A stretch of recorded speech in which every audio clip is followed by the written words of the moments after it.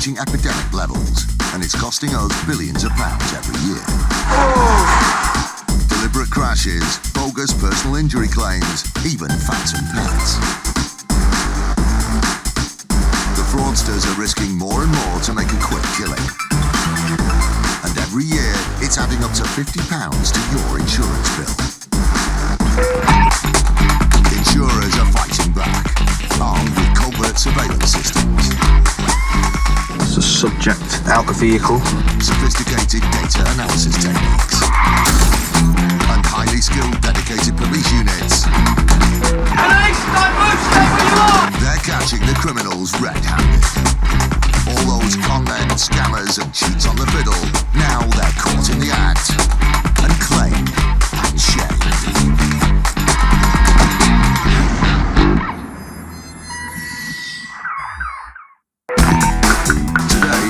Is raiding the home of a suspected insurance cheat.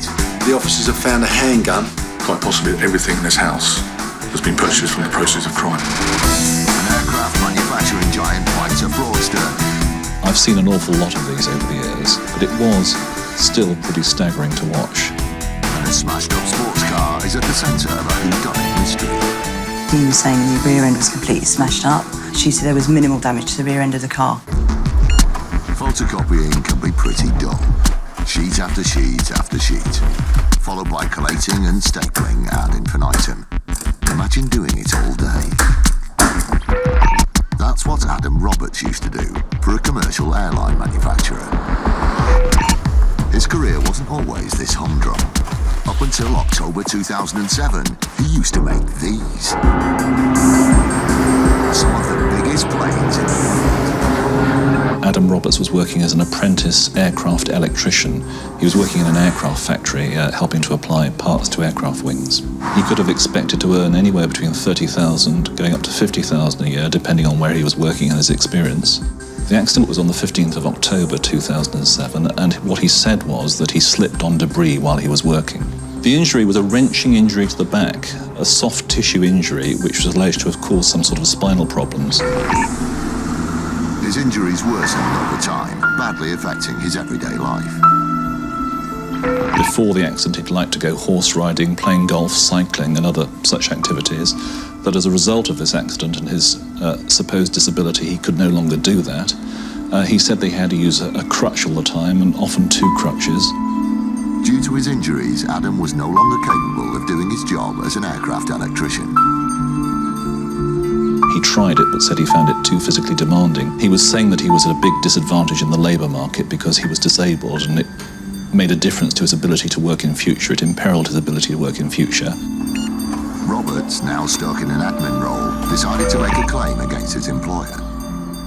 He was claiming for past care afforded by his family, for unspecified aids and equipment, and he was also claiming for future loss of earnings, future care and future equipment, and there was also a claim for future accommodation costs. My assessment of the overall value of the claim, including legal costs, was £670,000.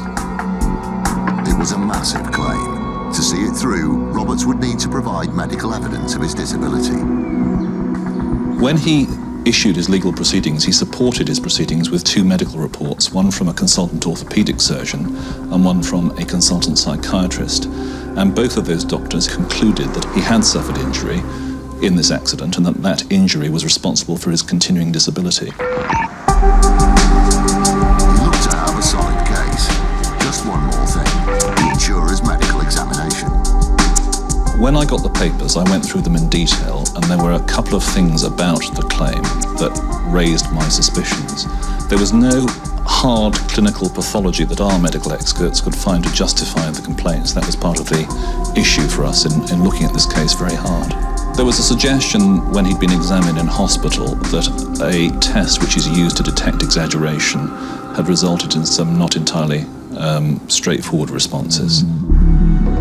Nothing conclusive had come from the medical reports, and with suspicions raised, the insurer set out to discover the real physical state of Adam Roberts. They hired a private investigator. He was put under surveillance for a period of 3 days in June 2011. From our point of view, the surveillance on the 17th of June was the crucial surveillance. What it showed Mr. Roberts doing was, after having come home from work on the Friday afternoon, it was a Friday afternoon, he then drove to a house which we now know to have been a house his mother had just bought. In accordance with his claim, we should expect to see a badly disabled Adam Roberts using crutches and only capable of walking short distances at a time. Here he comes now. I've seen an awful lot of these over the years, but it was still pretty staggering to watch. An industrious Roberts emerges from the house and proceeds to dump the contents of a gutted bathroom into a skip. Firstly, he was shown putting some large pieces of board into the skip, and not just putting them in, but ramming them in, breaking them on occasion, and sometimes bashing them on the side of the skip. Then, I think, as I recall it, he and his mother brought out a bath between them, but he was the one who picked it up and upended it into the skip.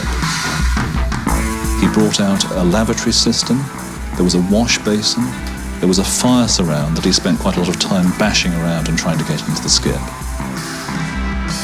There were bags of rubble, and you could see from the way that he was carrying them that they weren't lightweight bags of rubble, they were builder's sacks, and they were heavy, and he was emptying those into the skip. There was dust everywhere. And there were a number of items which he was trying to break up and bashing against the side of the skip.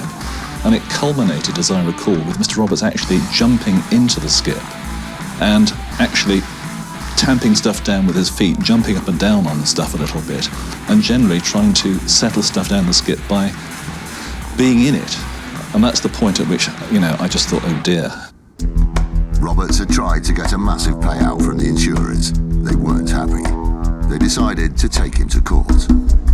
The reason for doing that was that we and the insurers felt it was necessary to send a message to people that they just can't do this and expect to get away with it. The judges said that they felt that he was somebody who was prepared to lie to achieve his aims. Adam Roberts was found guilty of contempt of court. He was sentenced to 6 months in jail. It seems such a shame. He'd qualified as an aircraft electrician, and to lose all that for the sake of exaggerating his symptoms is inexplicable to me, really. I just don't understand why he did it. No, I don't think insurance fraud is ever worth the risk. It is fraud. People have, I think, kidded themselves into thinking they won't be found out.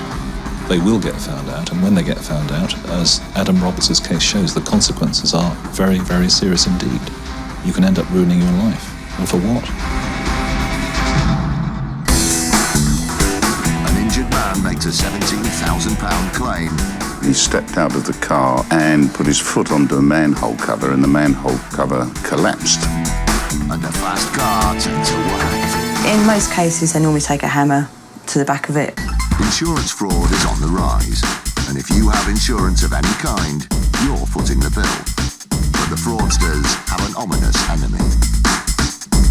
IFED is a 35-strong unit that works tirelessly to hunt down and prosecute insurance fraudsters wherever they may be throughout England and Wales. Through a combination of investigation, industry connections and surprise, they've made over 300 arrests and stopped millions of pounds from going to the criminals. Money which ultimately goes back in our pockets. If you're thinking of committing insurance fraud, I'd say to you, think again, because there's every chance that IFED could come knocking on your front door. Police, don't move, stay where you are! It's 7:35 a.m. In an attempt to stop the activities of a suspected fraud gang, the Insurance Fraud Enforcement Department is simultaneously executing raids at multiple addresses. IFED's Declan Malone and Simon Stiles are heading to the address of the suspected ringleaders.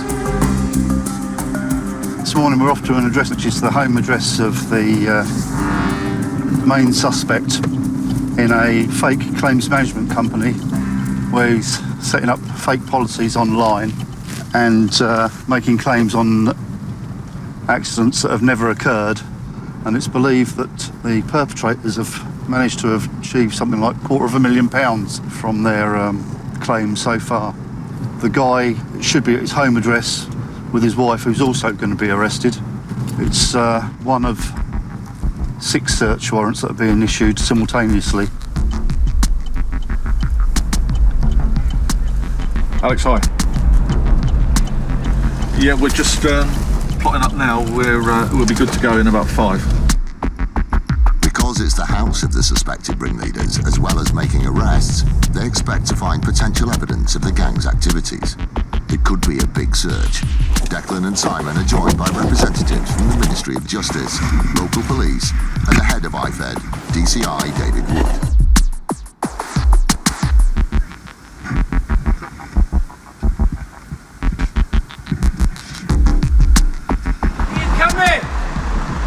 Quiet, please.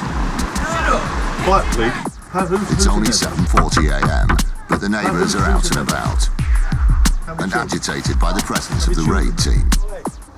DCI David Wood steps in to stop the situation escalating. Come in! Hello? Come in! I'd like to come down, please, and talk to the police. Thank you. Hiya, I'm Declan Malone from the police. Can I speak to Mum or Dad? It's all right. Yeah, we need to come and speak to them. It's okay. Can I come in, please? We just need to come in and just get people out of the street so they don't get into trouble. Hello, police. Hello, police. IFED finds both suspects in the house. One of them is a familiar face. The individual arrested today, we believe, he is one of the main individuals involved in this particular insurance scam. He has been convicted before of a like-minded crime. So now I'm arresting you on suspicion of conspiracy to defraud and money laundering.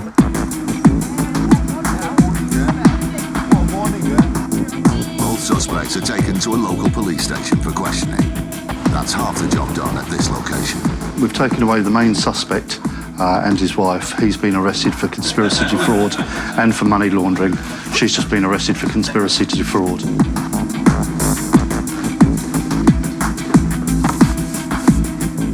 IFED can now begin a systematic search for potential evidence. It's a 3-story townhouse. It could be a big job.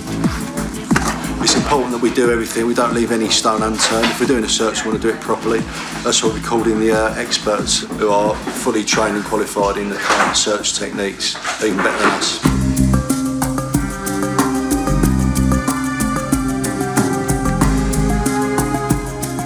The townhouse is new and fairly high spec. Its quality raises the suspicions of IFED's financial investigator, Simon Stiles. From the inquiries that I've made, I can see no trace of the family, any member of the family actually working. I've just to check on whether they're actually in receipt of any benefits. But this house, looking around it, there's a lot of nice stuff, whether it's clothes or material goods, and it's quite possibly that everything in this house has been purchased from the proceeds of crime.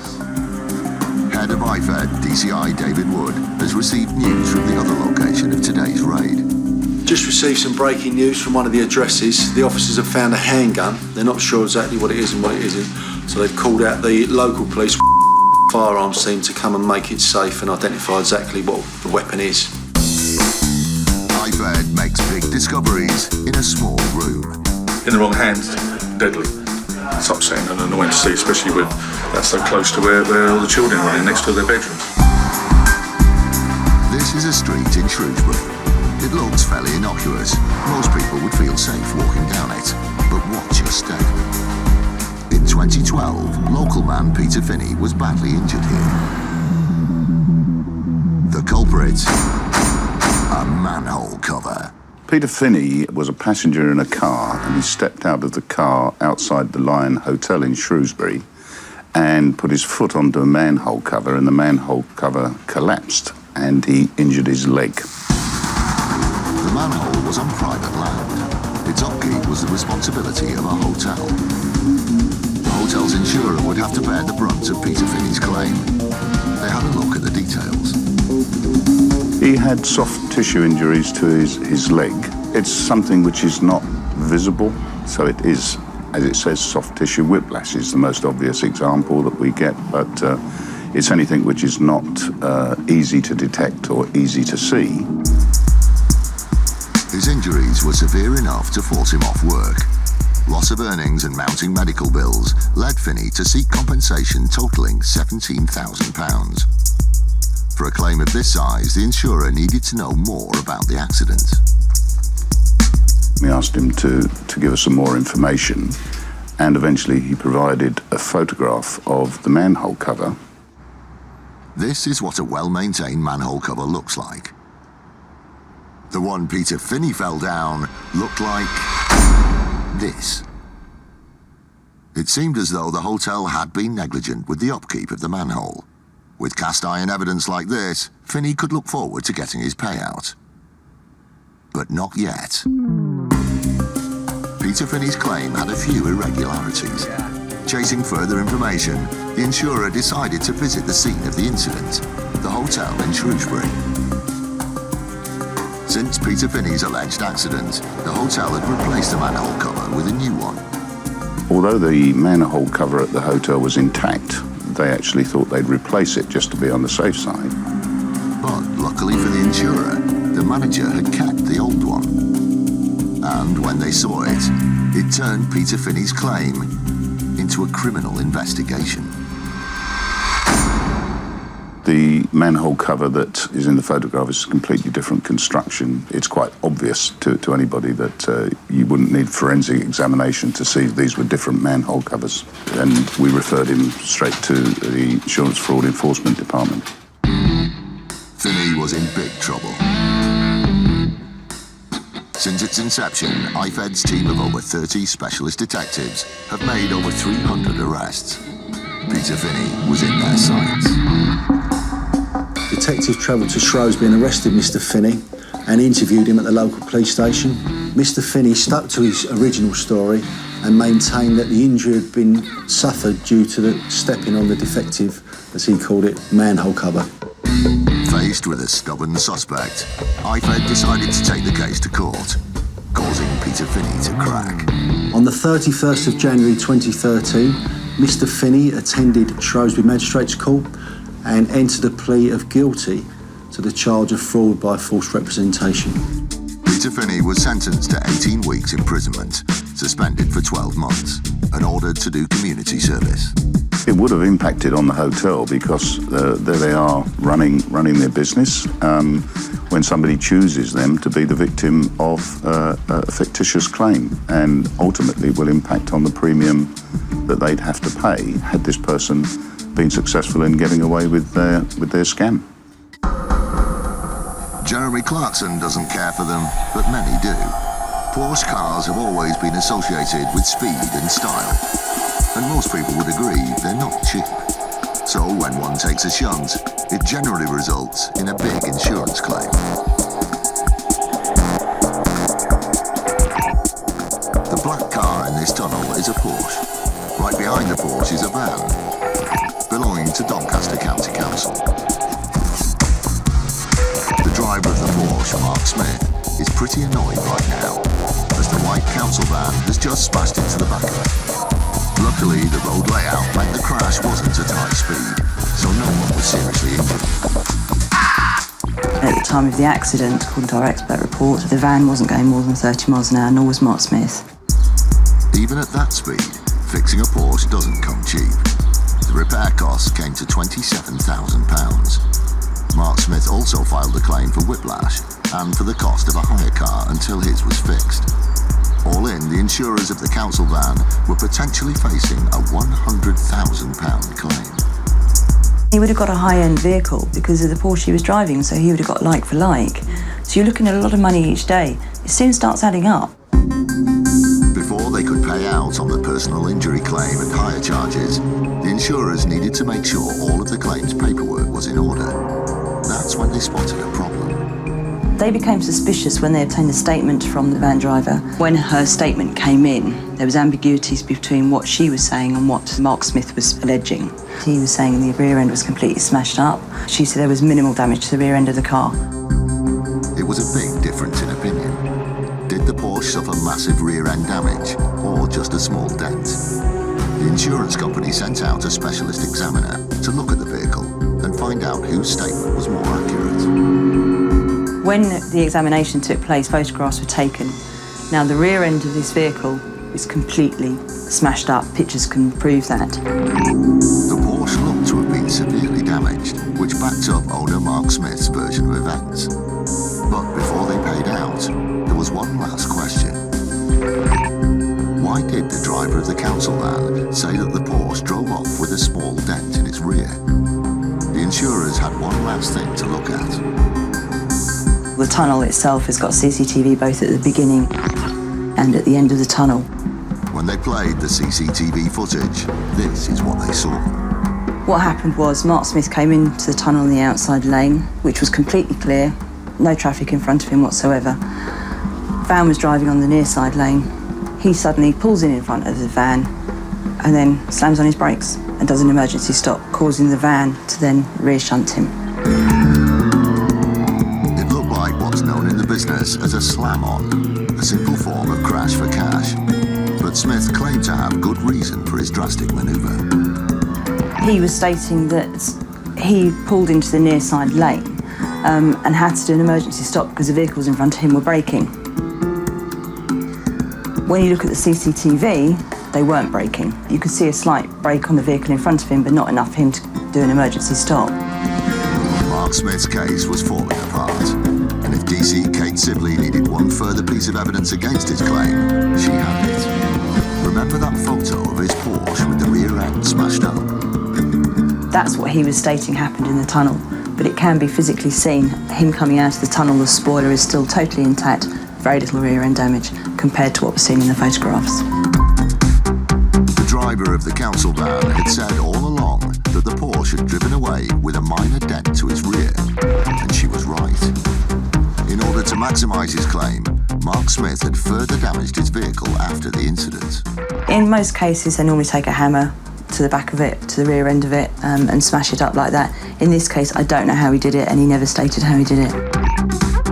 Mark Smith pleaded guilty to 2 counts of fraud by false representation and was given a suspended 6-month jail term in order to complete 140 hours of unpaid community work. Crash for cash is a big business at the moment. The implications can be quite serious and have been in certain circumstances. Worst case scenario, somebody dies. And I think they got away with it for too long, but hopefully not anymore. Today, IFED is executing multiple simultaneous raids. Come down, please. Talk to the police. It has warrants for 6 members of a suspected fraudulent accident management gang. Just received some breaking news from one of the addresses. The officers have found a handgun. Here at the address of the man thought to be the ringleader, the team has made 2 arrests and has begun an extensive search of his 3-storey townhouse. IFED's financial investigator Simon Stiles is on the 1st floor of the house. His attention has been drawn to a box room. This is a ceremonial sword. In the wrong hand, deadly. It's upsetting and annoying to see, especially with that so close to where all the children are in, next to their bedrooms. Having been drawn to the room, IFED conducts a thorough search of its contents. This is the hub of the enterprise we're talking about, the insurance scam. This may well be where it happened.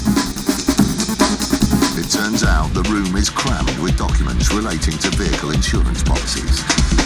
One note here is a vehicle registration number. This relates to a vehicle that is currently sat on the driveway of this premises that I know from my investigation has been used, or at least the registration number and the details have been used in contrived accidents.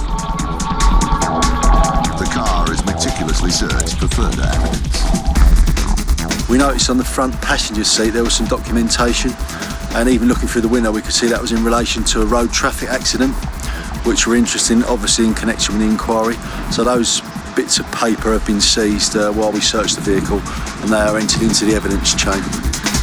From its research, IFED knows a bit about the car's history. According to insurance records, the car has been involved in several bumps and scrapes. Each time, the owners received hundreds or thousands of pounds for the claim. The car is, at most, worth a couple of £1,000s. The children's bedrooms also have to be searched. So it's a shame when you're turning someone's bedroom upside down, especially little girls. But unfortunately, people do hide things in strange places, and what I'm going to tend to do is be sensitive as possible and look at things, and if I don't need them, I'm going to put them back exactly where I found it, so there's no disruption to their lives. We're looking at like SIM cards and credit cards and things like that can be stuck underneath things that you wouldn't normally, if you open a drawer, you wouldn't normally see.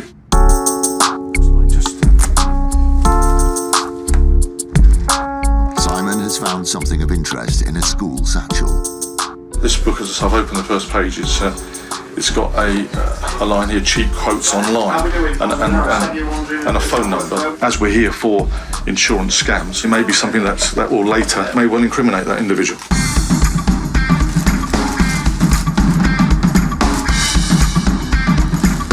Simon heads to the box room and removes what may be the heart of the operation. This, I believe, is a storage unit. That any history of any of the contrived accidents, any of the claims, any of the setting up of the claims management companies. There's been a number of claims management companies that have been set up. So anything that has been used in the contrived accidents may well be stored here. So this may well be hold the key really to what we're all about.